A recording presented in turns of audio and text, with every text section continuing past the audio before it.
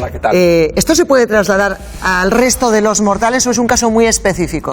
Es un caso muy específico y hay que situar en el contexto. Primero, se trata de alquileres entre empresas, en una actividad mercantil. O sea, no es que yo tenga una casa alquilada a alguien y negocie el alquiler. Exacto, no es la vivienda habitual. Vale. Es más difícil, aplicando la ley de arrendamientos urbanos para viviendas habituales, plantear este tipo de cuestiones. Pero hay muchos negocios que están sufriendo muchísimo y no han conseguido ni media rebaja del alquiler. No, digamos que la sentencia es un precedente importante para negocio, Vale. para negocio, sobre todo por la vinculación que hace entre el alquiler y la reducción del negocio. Con un matiz importante, aquí era un negocio de alquiler turístico, estaba directamente relacionado el bien que se alquilaba con el negocio. En un local, bueno, pues habrá que ver. Bueno.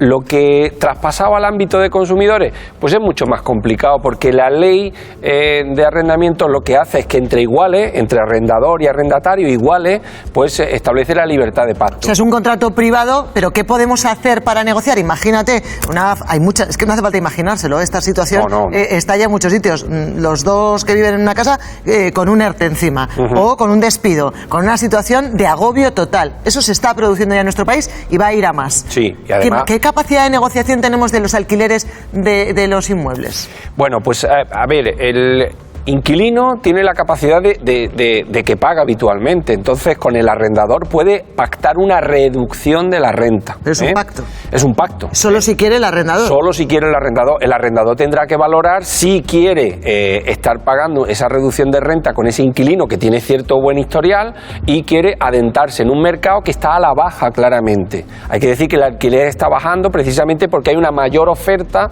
de pisos de alquiler que vienen del entorno turístico hacia el alquiler residencial. Enrique, por tanto, si no conseguimos un acuerdo con el que nos alquila la casa, con el arrendador, es un buen momento para cambiarnos de casa, por tanto. Si abren más ofertas en el mercado, podemos negociar e irnos de esa propiedad, ¿no? Efectivamente, ese es el segundo paso. ¿Lo recomiendas eso? En ese, pues depende del caso, depende del caso.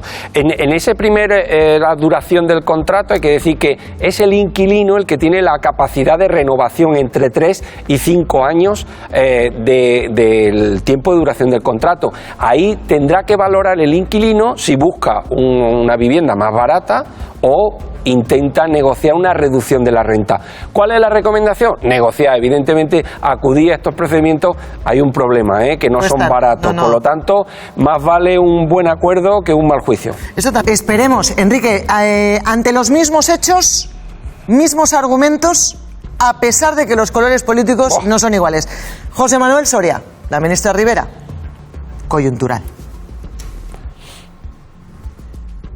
Estamos en un momento de preocupación, de tensión, de precios altos. Ha empezado el mes de enero, efectivamente, con unas condiciones meteorológicas en las que ha habido menos viento, menos agua. Porque se dan unas condiciones meteorológicas y de demanda que están batiendo récords. Ha habido un incremento de la demanda, ha habido menos viento que el año pasado y ha habido mayor utilización del carbón. Es verdad que hay un pico en la demanda de gas y un récord histórico del precio del gas.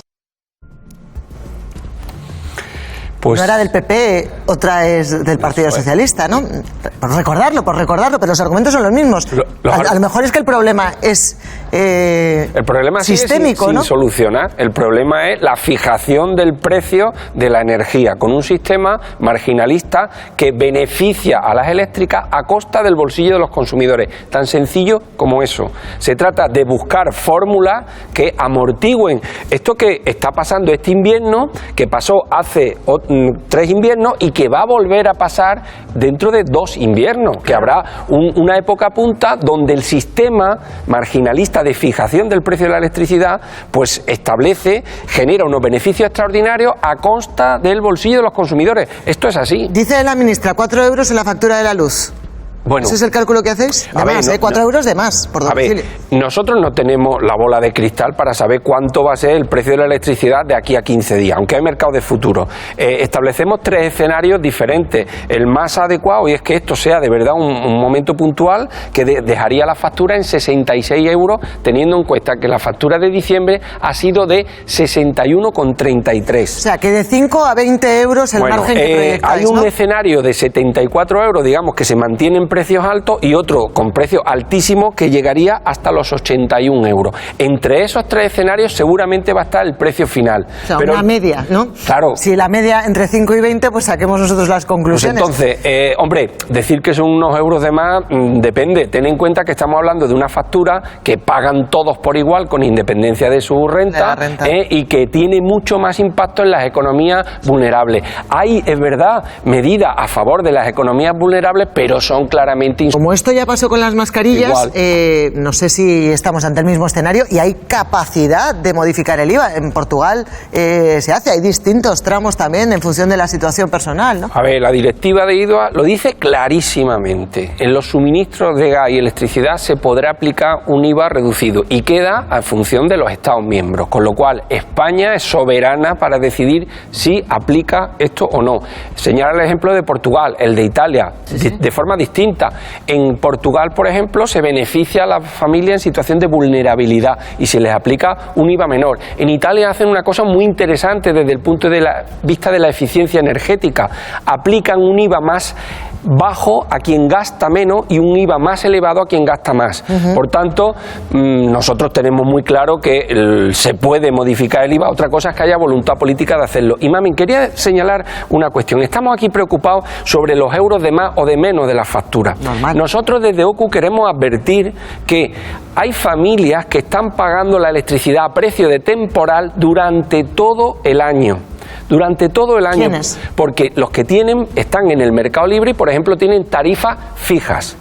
Un estudio que hemos hecho a lo largo del coste de 2020 señala que el PVPC, de que estamos hablando ahora, a pesar de esta subida puntual, sigue siendo la mejor tarifa. O sea que ojo con que en situaciones como esta nos cambiemos de tarifa creyendo que nos van a hacer, y ojo con las llamadas de los comerciales también, que aprovechan al este hilo momento, de ¿no? este ruido de la subida de la electricidad, que es verdad, cuidado con cambiarnos a una tarifa que puede ser mala, no, malísima, mucho peor. Haces bien en